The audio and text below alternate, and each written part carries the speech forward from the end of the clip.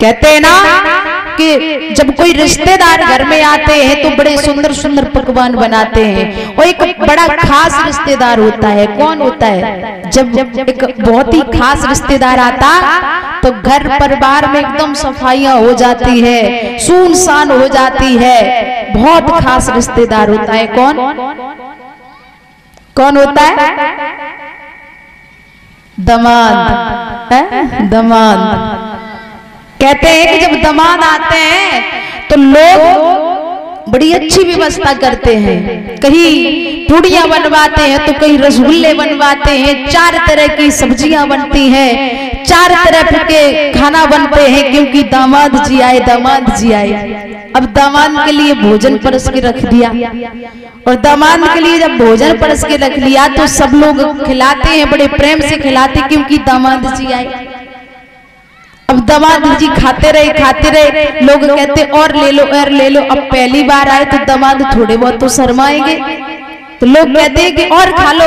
दामाद जी कहते अरे नहीं भैया बस इतनी रहने दो, अफर गए, बहुत तेजी से अफर गए। तो लोग कहते हैं कि नहीं भैया, अरे दामाद जी तुम पहली बार आए, 2 पूड़ी और खा लो। प्यार से खिलाया तो खा लिया। फिर क्या हुआ? सासू माँ रसगुल्ले लेकर के आई। अरे दामाद जी, जब कोई खाना खाता उसके बाद में मीठा तो चलता ही चलता है, रसगुल्ले खा लो। दामाद जी ने एक लिया, खा लिया। दोबारा सासू माँ बोली अरे दामाद जी बहुत दिन के बाद में आए, एक रसगुल्ला तो चल जाएगा, बनता है। दामाद जी कहते अरे नहीं मम्मी जी छोड़ो, खा लिए।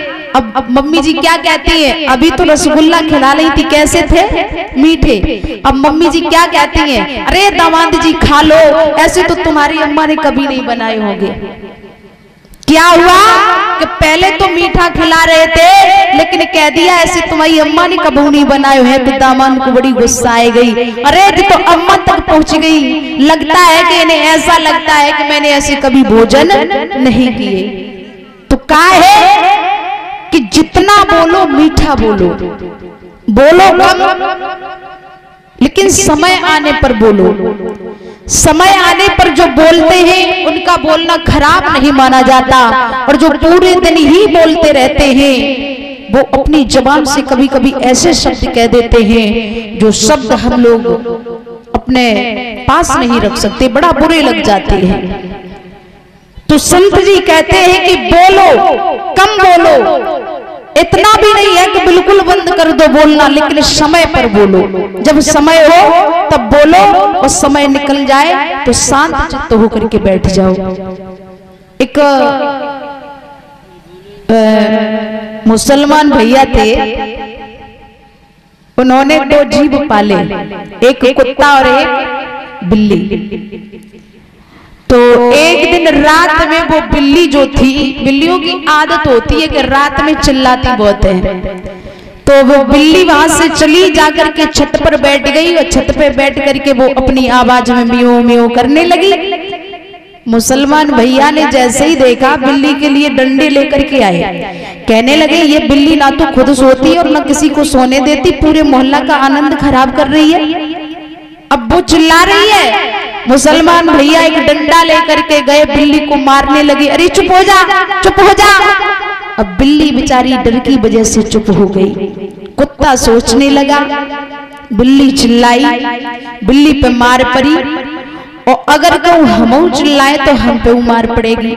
दूसरा दिन हुआ, उन मुसलमान भैया के मकान में चोर आ गए, डकैती डालने लगे। अब कुत्ता बैठा बैठा बेचारा देख रहा है कि कहीं चिल्ला दिए तो हो सकता है ये मारे।